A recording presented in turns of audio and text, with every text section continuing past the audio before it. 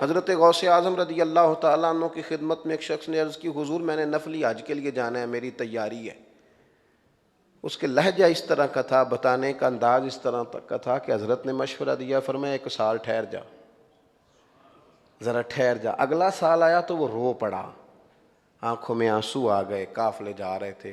فرمانے لگے اب تیری طلب ٹھیک ہو گئی ہے، اب تو جائے گا نا تو انشاءاللہ قبولیت والا حج کر کے آئے گا۔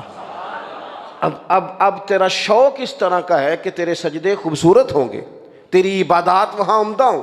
جب شوق ہوتا ہے نا، حضرت شاہ بقی الدین ابن مخلد کہتے ہیں کہ میں اچھے گھر سے تھا، استاد صاحب کے پاس پڑھتا تھا، شوق بڑا تھا، بڑا شوق۔ بعض طلباء ایسے ہوتے ہیں پڑھنے والے، ان میں طلب ہوتی ہے۔ بعض سامعین سننے والے اس طرح کے ہوتے ہیں کہ وہ کہتے ہیں جناب آپ نے جو پچھلی دفعہ کی تھی تقریر میں ساری سنا سکتا ہوں۔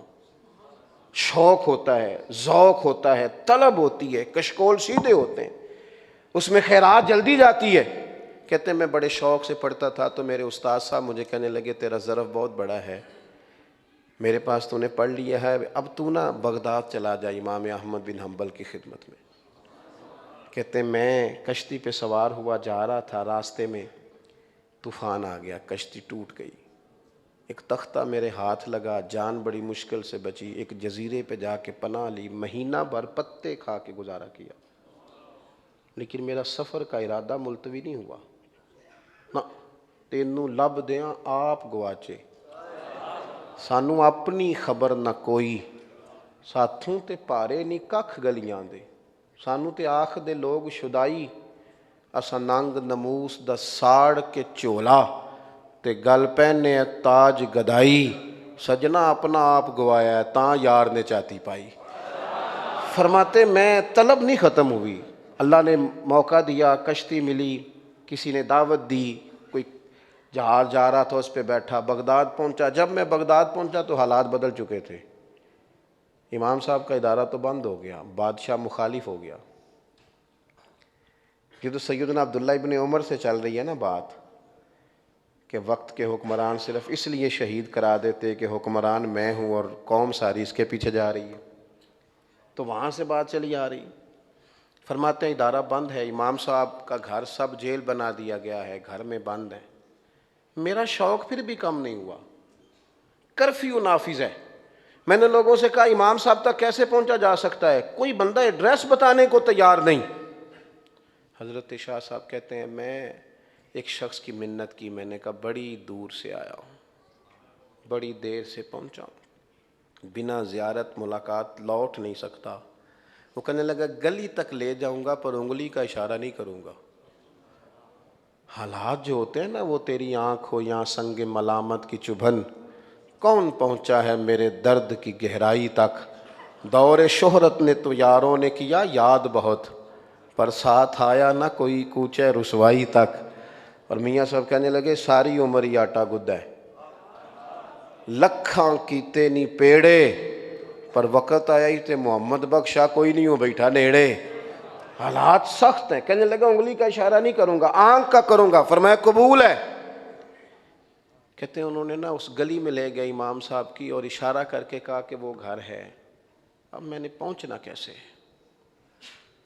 کبھی میں نے سوچا کہ پھل بیچنے والا نہ بن جاؤں، دروازے پہ تو پولیس کھڑی ہے۔ کبھی سوچا جھاڑو دینے والا نہ بن جاؤں، پھر خیال آیا نہیں، میں اس طرح کرتا ہوں بھیک مانگنے والا بن جاتا ہوں۔ سجنا یار منون دی خاطر اساں کی پیش بٹائے۔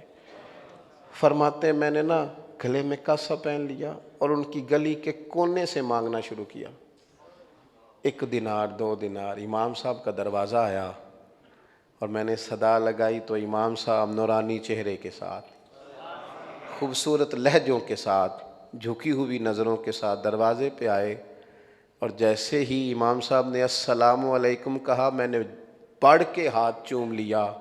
امام صاحب دینار دینے لگے تو میں نے کہا حضور یہ والی دولت لینے نہیں آیا، اگر میں روز فقیر بن کے آ جاؤں تو مجھے حضور کی حدیث پڑھا دیا کریں گے۔ فرماتے میں نے مہینوں اس طرح امام صاحب سے تعلیم حاصل کی، مہینوں حالات بدل گئے، بادشاہ چلا گیا، نیا حکمران آیا تو مدرسہ کھل گیا۔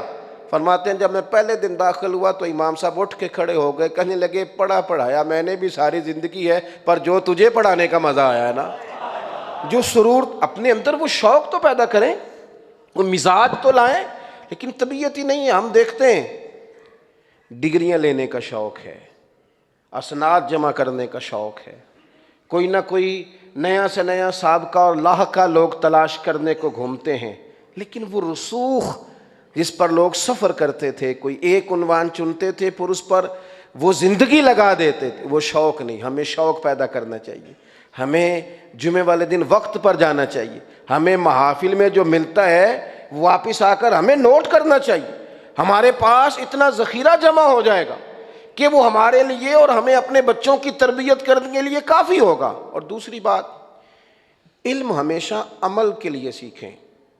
صحیح مسلم میں حدیث ہے، اللہ کے محبوب علیہ السلام نے کہا اے اللہ میں اس علم سے تیری پناہ مانگتا ہوں جو علم تو ہو پر نفع والا نہ ہو، ایسا علم جو نفع نہ دے، اس پر بندہ عمل ہی نہ کر سکے۔ دیکھیں نا، باتیں تو طوطے کو بھی رٹائی جا سکتی۔ علم اس لیے حاصل کریں، اللہ کے حبیب علیہ السلام نے فرمایا جس نے دین کا علم اس لیے پڑھا کہ وہ علماء سے بحث کرے گا یا جاہلوں پہ روب جمائے گا یا اس سے دنیا داری جمع کرے گا، فرمایا ایسے بندے کو تو اللہ جنت کی خوشبو بھی عطا نہیں کرے گا۔ علم سیکھیں پھر اس پر عمل کریں، مزاج ہو عمل کرنے، طبیعت ہو، یعنی جو سیکھیں اسے عملی زندگی میں نافذ کرنے کی کوشش کریں۔